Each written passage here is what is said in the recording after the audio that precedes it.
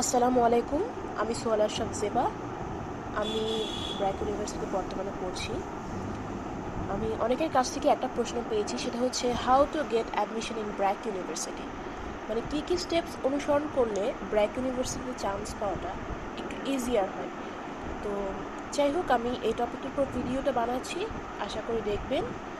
আর যেহেতু এটা আমার বানানো একদম প্রথম ভিডিও, অবশ্যই আমার ভুলচুক হবে। আমি আপনাদের অনুরোধ করব আমার কী কী ভুল হয়েছে সেগুলো আপনারা কমেন্টে জানিয়ে দেবেন। আচ্ছা, তো প্রথমেই জানিয়ে রাখি আজকের ভিডিওতে আমরা কী কী বিষয় নিয়ে ডিসকাস করব। অ্যাকাডেমিক রিকোয়ারমেন্টস, সাবজেক্ট রিকোয়ারমেন্ট, মানে কোন সাবজেক্টে পড়তে তোমার কী কী জিপিএ লাগবে, ব্রেক অফ স্টাডিজ, মানে সর্বোচ্চ কত বছরের স্টাডি ব্রেক নিয়ে তুমি ব্র্যাকে পড়তে পারছো, আর ক্রেডিট ট্রান্সফার ব্যাপারটাও ডিসকাস করা হবে, আর অ্যাডমিশন টেস্টে বসবা এটার ব্যাপারে কিছুটা ডিসকাস করা হবে। এই ব্যাপারে আমরা অ্যাডমিশন টেস্টটা নিয়ে আমরা আরও একটা ভিডিওতে ডিসক্রিপলি আলোচনা করব, ডোন্ট ওয়ারি। এবার আসি যে একটা জিনিস, সেটা হচ্ছে তুমি কেন ব্র্যাক ইউনিভার্সিটিকে চুজ করবে। অবশ্যই এতগুলো টাকা দিয়ে তুমি পড়ছো, 12 লাখ টাকার মতো মানে মোটামুটি লাগে, তো কেন এটাকে তুমি চুজ করছো। প্রথম কথা হচ্ছে এই যে কিউএস এশিয়া র্যাঙ্কিং, এটা তো আমরা সবাই জানি, এটা একটা র্যাঙ্কিং অর্ডার।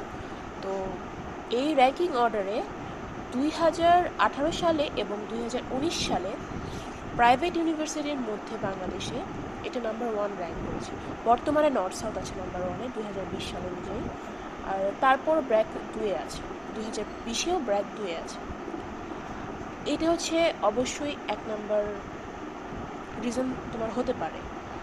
দ্বিতীয় হচ্ছে বাংলাদেশে পাবলিক ইউনিভার্সিটিতে না অনেক সময় লাখটা কাজ করে না। তো পাবলিক ইউনিভার্সিটিতে দেখা যায় সিট সংখ্যা খুবই নগণ্য থাকার জন্য অনেকেই চান্স পায় না। সেক্ষেত্রে তুমি ব্র্যাক ইউনিভার্সিটিকে চুজ করতে পারো যদি তোমার ফাইন্যান্সিয়াল অ্যাবিলিটি থাকে। ফাইন্যান্সিয়াল অ্যাবিলিটির কথা যখন চলেই আসে, ব্র্যাক ইউয়ে কিন্তু স্কলারশিপের ব্যবস্থাটা আছে, এবং 30 ক্রেডিট নর্মালি আমি যেটা জানি যে প্রতি সেমিস্টারে তুমি যদি 4টা করে কোর্স নিয়ে মিনিমাম 3.7 মানে রাখতে পারো, তাহলে তুমি স্কলারশিপ পাচ্ছ। এভাবে মিনিমাম 30 ক্রেডিট তুমি যদি 3.7 আপ পাও, আমি যতটুকু জানি এই ব্যাপারটা, আমি যদি ভুল না করি, তাহলে তুমি স্কলারশিপ পাচ্ছ, এবং তোমার একটা সেমিস্টার তারপর টোটালি ফ্রি। তো তোমার এক সেমিস্টারে 1 লাখ টাকা মোটামুটি লাগে, 90,000-এর মতো। যদি 4টা করে কোর্স নাও, হ্যাঁ, 1,90,000 মতো লাগে। তো তুমি টোটালি ফ্রি পাচ্ছ। তো এরকম স্কলারশিপ সিস্টেমটা অ্যাকচুয়ালি আমি ব্র্যাকেই সবচেয়ে বেশি দেখেছি। আমি অন্যান্য ইউনিভার্সিটির তো আসলে আমি জানি না, বাট ব্র্যাকে এই স্কলারশিপ দেওয়ার সিস্টেমটা অনেক অন্যান্য ইউনিভার্সিটির তুলনায় আমার কাছে বেশ স্বচ্ছই লেগেছে। আরেকটা জিনিস হচ্ছে টার্ক, যদিও রিজনটা সিলি লাগতে পারে তোমার কাছে, কারণ টার্কি গেলে তোমার প্রায় ডাবল পেমেন্ট করে তোমাকে টার্কে যেতে হবে, একটা জায়গায় 3 মাস থাকতে হবে। অনেকের কাছে হ্যাসেল লাগতে পারে, কিন্তু অনেকের কাছে এই টার্ক যেন স্বপ্নের মতো, কারণ সে সময় তুমি পরিবার থেকে একদম ফ্রিলি, স্ট্রেস ফ্রি তুমি ব্র্যাকের ডর্মে থাকছো, খাচ্ছো, ফ্রেন্ডদের সাথে ঘুরছো ফিরছো, ফিল্ড ভিজিট করছো। তো টার্ক একটা অন্যরকম এক্সপিরিয়েন্স অনেকের কাছেই। তো যাই হোক, এই রিজনগুলোর জন্য তুমি কিন্তু চাইলে ব্র্যাক ইউনিভার্সিটি চুজ করতে পারো, এবং আমার কাছে মনে হয় যে তুমি একটা ইউনিভার্সিটি 4 বছর লাইফ স্পেন্ড করবে, তোমার অবশ্যই নিজেকে ডিটারমাইন করে নেওয়া উচিত কী জন্য তুমি এই ইউনিভার্সিটিকে চুজ করছো। এরপর আসি অ্যাডমিশনে। যখন তুমি এটা চুজ করছো যে হ্যাঁ আমি ব্র্যাক ইউনিভার্সিটি পড়বো, দেন তোমার অ্যাডমিশন রিকোয়ারমেন্টসটা অবশ্যই জানা উচিত। প্রথমেই আমি যারা ফার্মাসি না তাদেরটা বলিনি, তোমাদের অবশ্যই মিনিমাম 3.5 থাকতে হবে এইচএসসি এবং এসএসসিতে, ইনক্লুডিং অ্যাডিশনাল সাবজেক্ট, মানে তোমার 4 সাবজেক্ট সহ। আর এটা হচ্ছে আমাদের যারা বাংলা মিডিয়ামের স্টুডেন্ট তাদের জন্য। আর যারা আমরা ও লেভেলস, এ লেভেলস বা ইংলিশ মিডিয়ামে, আমি ইংলিশ মিডিয়ামে ছিলাম না, যাই হোক, তো তাদের জন্য মিনিমাম 2.5 আর কি মিনিমাম জিপিএ রিকোয়ারমেন্ট। আর এটা হচ্ছে ও লেভেলসে 5টা সাবজেক্টে আর এ লেভেলসে 2টা সাবজেক্টে 2.5 থাকা লাগবে। থাকবে মিনিমাম, পরে ওটা ব্র্যাক ইউনিভার্সিটি স্কেল কনভার্ট করে নেবে মোস্ট প্রবাবলি। যাই হোক, ইংলিশ মিডিয়ামের সিজিপিএ সিস্টেমটার ব্যাপারে তো আমি জানি না, যারা ইংলিশ মিডিয়ামের আছো তারা কমেন্ট করে বলতে পারো কীভাবে এই সিজিপিএটা কাউন্ট করা হয়।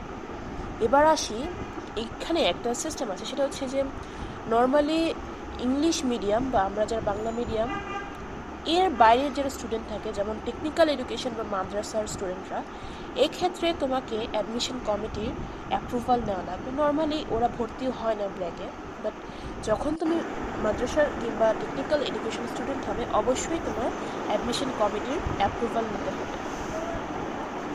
আর যারা বাইরের দেশ থেকে পড়াশোনা করে এসেছে তাদের অবশ্যই তাদের প্রিভিয়াস যে অ্যাকাডেমিক ডকুমেন্টস থাকে ওগুলোর অ্যাটেস্টেড কপি লাগবে এডুকেশন বোর্ড থেকে, ফরেন মিনিস্ট্রি। অবশ্যই এগুলো তোমরা যেভাবেই হোক ঠিকঠাক রাখবে অ্যাডমিশন টেস্ট দেওয়ার আগে। আর যারা ফার্মাসির, এতক্ষণ যেটা বললাম সেটা হচ্ছে ফার্মাসি ছাড়া, আর যারা ফার্মাসির তাদের মিনিমাম সিজিপিএ 6.50 দুটো মিলে। আর অবশ্যই তাদের কেমিস্ট্রি এবং বায়োলজিতে মিনিমাম জিপিএ 3 থাকতেই হবে। আর ম্যাথমেটিক্স থাকতেই হবে। অনেকে ভাবে যে আমি ফার্মাসিতে পড়বো, আমার ম্যাথমেটিক্সের দরকার নেই, বাট ম্যাথমেটিক্সটা থাকতেই হবে এবং এটা মিনিমাম জিপিএ 2 থাকবে। এবার আসি যে subject requirements for particular program. মানে তুমি ধরো কোনো একটা সাবজেক্টে পড়ছো, ফর এক্সাম্পল তুমি বায়োটেকনোলজিতে পড়তে চাচ্ছ, তুমি মাইক্রোবায়োলজিতে পড়তে চাচ্ছ, তুমি সিএসএতে পড়তে চাচ্ছ, সেক্ষেত্রে তোমার ম্যাথসে খুব ভালো থাকতে হবে। তো অনেক সময় দেখা যায় যে আমরা অ্যাডমিশন টেস্টে কিছুটা খারাপ করি। অবশ্যই ব্র্যাক ইউনিভার্সিটির অ্যাডমিশন টেস্ট আমরা যদি ভেবে থাকি যাব আর এক্সাম দিব হয়ে যাবে সব কিছু, তা মোটেও না। অবশ্যই তোমার এক্সাম যদি খারাপ হয় তোমাকে হয়তো বা সুযোগ দেওয়া হবে, কিন্তু তোমাকে কিছু নন ক্রেডিট কোর্স করতে হতে পারে। ফর এক্সাম্পল, তুমি যে কোর্সগুলোতে ম্যাথ দরকার, যেমন সিএসসি বা বায়োটেকনোলজি, সেক্ষেত্রে তোমার যদি ম্যাথ খুব খারাপ হয়ে থাকে তাহলে তোমাকে ম্যাথ 091 এই নন ক্রেডিট কোর্সটা দিয়ে দেওয়া হতে পারে। ইভেন তোমার ইংলিশে খারাপ হলে তোমাকে ইংলিশ 091ও দিয়ে দেওয়া হতে পারে। তোমার এক্সাম যদি এর চেয়েও খারাপ হয় তোমাকে প্রি ইউনিভার্সিটি নামে একটা হোল সেমিস্টার নন ক্রেডিট কোর্সও দিয়ে দেওয়া হতে পারে, যেটা আমি করেছি, প্রি ইউনিভার্সিটি কোর্স। তো অবশ্যই তোমাকে ভালোভাবে প্রিপারেশন নিতে হবে ব্র্যাক ইউনিভার্সিটি অ্যাডমিশন টেস্টে, যেন তোমার নন ক্রেডিট কোর্সের পেছনে যেন সময়টা নষ্ট না হয়। আমি সবাইকে প্রেফার করবো যে সবাই চেষ্টা করবে যেন আমার কোনো নন ক্রেডিট কোর্স না এভাবে যেন এক্সামটা দেয়। অ্যাডমিশন টেস্টের প্রশ্ন খুবই ইজি হয়, কিন্তু আমরা যারা পাবলিক ইউনিভার্সিটির ক্যান্ডিডেট থাকি তারা টেনশনে পড়ে যায়, যার জন্য আমাদের একটা স্ট্রেসের মধ্যে থেকে হলেও না এক্সামটা খারাপ হয়ে যায়। দেখা যায় মাঝে মাঝে নন ক্রেডিট কোর্সগুলো পড়ে যায়। তো সেক্ষেত্রেও আমার কাছে মনে হয় না জিনিসটা খুব একটা ম্যাটার করে। তো এই জিনিসটা তোমার সবসময় মাথায় রাখতে হবে যে মাঝে মধ্যে তোমার নন ক্রেডিট কোর্স পড়েই যেতে পারে। So always be prepare for that. And এই নন ক্রেডিট কোর্সগুলো কি ম্যাথ 091 আর ইংলিশ 091, এইগুলো হচ্ছে তোমার নন ক্রেডিট কোর্স নর্মালি দেয়। আর এর চেয়েও খারাপ এক্সাম হলে pre university non credit course, এটা পুরো এক সেমিস্টার তুমি নষ্ট করবে। যদিও নষ্ট না, বাট তোমাকে করতে হবে, এটা করলেই তুমি এলিগেবল হবে আর কি। এবার আসি ব্রেক অফ স্টাডিজ।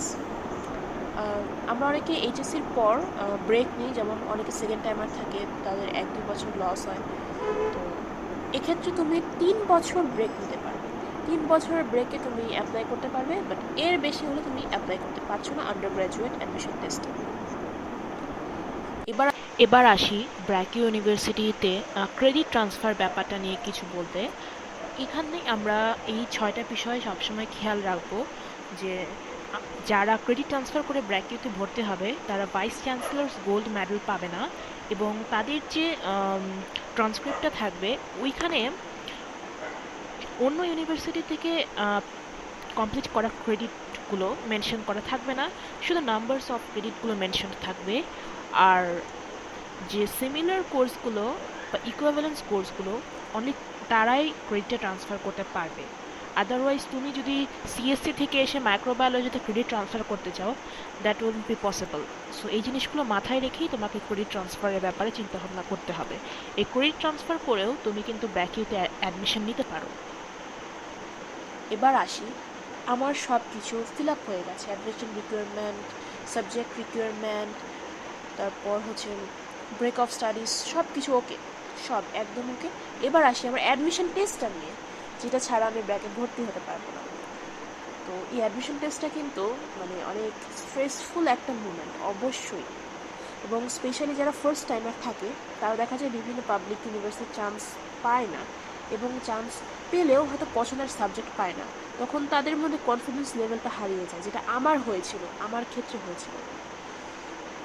তো এই জিনিসটা একদমই করা যাবে না, একদম স্ট্রেস ফ্রি থাকতে হবে। কোয়েশ্চেন খুবই ইজি হবে, জাস্ট তোমাকে কোয়েশ্চেনগুলো ধরে অ্যান্সার করতে হবে, এবং ইংলিশে তোমাকে ফাটাফাটি একটা আনসার করতে হবে। একটা কম্পোজিশন থাকে, সেটা তোমাকে খুব ভালো করে দিতে হবে। আমরা এই অ্যাডমিশন টেস্টে কোয়েশ্চেন কীরূপ হবে এই ব্যাপারে আমরা একটা ভিডিও করবো, ডোন্ট ওয়ারি। এবার আসি অ্যাডমিশন টেস্টার কী কী স্টেপস সেটা একটু জেনে রাখা ভালো। ফার্স্ট অফ অল তুমি ব্র্যাকিউ অ্যাডমিশন টেস্টের জন্য অ্যাপ্লাই করবে। আমি কোথায় অ্যাপ্লাই করতে হবে এটা লিঙ্কটা আমি আমার ইউটিউব চ্যানেলের মানে এই ভিডিওটার ডিসক্রিপশন লিঙ্কে আমি দিয়ে দিচ্ছি। আর অ্যাপ্লাই করার পর তোমাকে অ্যাডমিট কার্ড দেওয়া হবে, তো তুমি ওই অ্যাডমিট কার্ডটা নিয়ে যাবে অ্যাডমিশন টেস্ট থেকে। ওখানে তোমার বিল্ডিং নাম্বার দেওয়া থাকবে, তোমার রোলস দেওয়া থাকবে, ওটা দেখে তুমি চলে যাবে। এরপর অ্যাডমিশন টেস্টটা দিবে। অ্যাডমিশন টেস্টের কোয়েশ্চেন হবে তোমার ইংলিশ থাকবে, ফিজিক্স, কেমিস্ট্রি, তারপর হচ্ছে ম্যাথস, জেনারেল ম্যাথস, আবার হায়ার ম্যাথসও থাকবে if you take CSC, triple E, biology, এগুলো সব থাকবে। এবং ফার্মাসি যদি কারো চয়েস থাকে তার ফিজিক্স, কেমিস্ট্রি, ফিজিক্সের ম্যাথ লাগবে না, বাট কেমিস্ট্রি এবং বায়োলজিটা তোমার আনসার করতে হবে। সো তুমি যেই সমস্ত সাবজেক্টগুলো চয়েসে দিবে, ফর এক্সাম্পল তুমি মাইক্রোবায়োলজি দিয়েছো আর ইংলিশ দিয়েছো, তাহলে তোমার ম্যাথস করার দরকার নেই এবং ফিজিক্সও করার দরকার নেই, বাট জেনারেল ম্যাথসটা লাগবে তোমার। মানে আমি হায়ার ম্যাথসের কথা বলছি, হায়ার ম্যাথসের দরকার হবে না if you don't choose any CSC or triple E subject. So জিনিসগুলো হচ্ছে এরকম, তুমি যে সাবজেক্টগুলো পড়তে চাও সেভাবে সাবজেক্ট চয়েসও দিবে, দেন সেইভাবে তুমি অ্যাডমিশন টেস্টটা দিতে পারো। তো অবশ্যই সাবজেক্ট চয়েস করার সময় জিনিসগুলো মাথায় রাখবে যে আমি এই সাবজেক্ট নিয়ে পড়তে চাই এবং আমি এই সাবজেক্টগুলো চয়েস দেবো যেগুলোতে আমি এক্সপার্ট, দেন তোমার স্ট্রেস লেভেলটা একটু কম হবে। এবার আসি, অ্যাডমিশন টেস্টের সাবজেক্ট চয়েস হলো, অ্যাপ্লাই হলো, অ্যাডমিট কার্ড পেলে, এবার তুমি অ্যাডমিশন টেস্টটা দাও।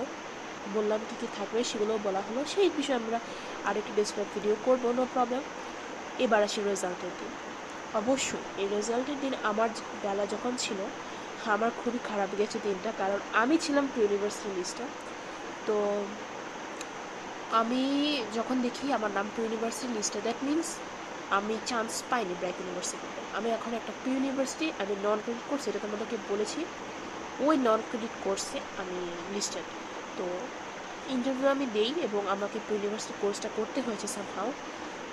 তো যাই হোক, এমন কোনো কথা নেই যে আমাকে কোর্সটা পেলে করতেই হবে, তুমি নেক্সট সেশনে এক্সাম দিবে, প্রবলেম নেই, নেক্সট সেশনে এক্সাম দিয়ে ট্রাই করবে মেন লিস্টে ঢোকার, এরকম আর কি। তো যাই হোক, দেখবে লিস্টে তোমার দুটো লিস্ট থাকবে, একটা মেন লিস্ট, একটা প্রি ইউনিভার্সিটি লিস্ট। দেখবে তোমার নাম কোথায় আছে, অবশ্যই এটা চেক করবে। আর এটা দেখার পর তোমাকে ইন্টারভিউ ডাকবে, একটা টাইম দেওয়া থাকবে, ওই টাইম দেখে তুমি ইন্টারভিউ দিতে যাবে ব্র্যাকিউয়ে। তারপর ভাইভা হলে তোমাকে ভাইভাতে কোয়েশ্চেন করবে বিভিন্ন, যে লাইক তোমার সাবজেক্ট সম্পর্কে এবং তোমার সম্পর্কেই কোয়েশ্চেন করবে। তো তোমার সব কিছু ঠিকঠাক হলে রেজাল্টস দেখবে, এবং results main list, university list দুই জায়গাতেই দেখবে। এমন অনেককে দেখেছি আমি যারা মেইন লিস্টে চান্স পেয়ে ভাইভাতে খারাপ করেছে, ওরা প্রি ইউনিভার্সিটিতে চলে গিয়েছে।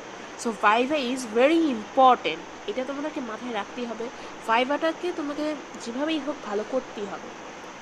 তো যাই হোক, ভাইভা রেজাল্টের পর ইউ আর সিলেক্টেড, সেটা যেটাতেই হোক না কেন তুমি কিন্তু এবার চান্স পেয়ে গেছো যদি তোমার নাম লিস্ট টিকে থাকে। তো তারপর কি, pay and get admission in BRAC university. আর হ্যাঁ, কংগ্রেচুলেশনস, তুমি তো এবার চান্স পেয়ে গেছো। তো স্বাগতম তোমাকে আমাদের ক্যাম্পাসে। যদিও আমাদের ক্যাম্পাস বলতে এখনও মহাখালীতে তেমন কিছু নেই, তারপরও স্বাগতম অ্যাটলিস্ট আমাদের ইউনিভার্সিটিতে তোমাকে। আরেকটা কথা, যারা চান্স পাওনি কিংবা প্রি ইউনিভার্সিটি কোর্স কিংবা নন ক্রেডিট কোর্স পেয়েছো, তোমাদের কিন্তু আশাহত হওয়ার কোনো উপায় নেই, কারণ ব্র্যাক ইউনিভার্সিটি বছরে 3টা সেশনে পরীক্ষা হয় এবং প্রতিটা সেশনে 2বার এক্সাম হয়। That means you can take exam every year at least for 12 time. তো তুমি বছরে 12বার এক্সাম দিতে পারছো, তোমার ভয় কিসে? তুমি যদি চান্স নাও পেয়ে থাকো, নেক্সট টাইম অ্যাপ্লাই করো। তুমি যদি নন ক্রেডিট কোর্স পেয়েই থাকো, নেক্সট টাইম অ্যাপ্লাই করো। আর তুমি যদি চ্যালেঞ্জ নিতে পছন্দ করো, দেন তুমি যে নন ক্রেডিট কোর্সটা পেয়েছো সেটা ফিল আপ করো, করে দেখো, নিজেকে চ্যালেঞ্জ করো। এগুলোই, এই ছিল আমার আজকের ভিডিওটা সব কিছু। আশা করি তোমরা বুঝতে পেরেছো। এবং আমি এই বিষয়ে ভিডিওটা মানে ইউটিউবে খুবই কম পেয়েছি, ডেসক্রিপটিভলি সব কিছু মানে আলোচনা করা হবে, তাই আমি এই ভিডিওটি বানিয়েছি। ভালো লাগলে প্লিজ লাইক, কমেন্ট, শেয়ার আর সাবস্ক্রাইব করে পাশে থাকো। আর ভুল হলে বা আমার কোনো কিছু যদি বুঝতে অসুবিধা হয়, অবশ্যই কমেন্টে জানাও। I will never mind, please. Thank you.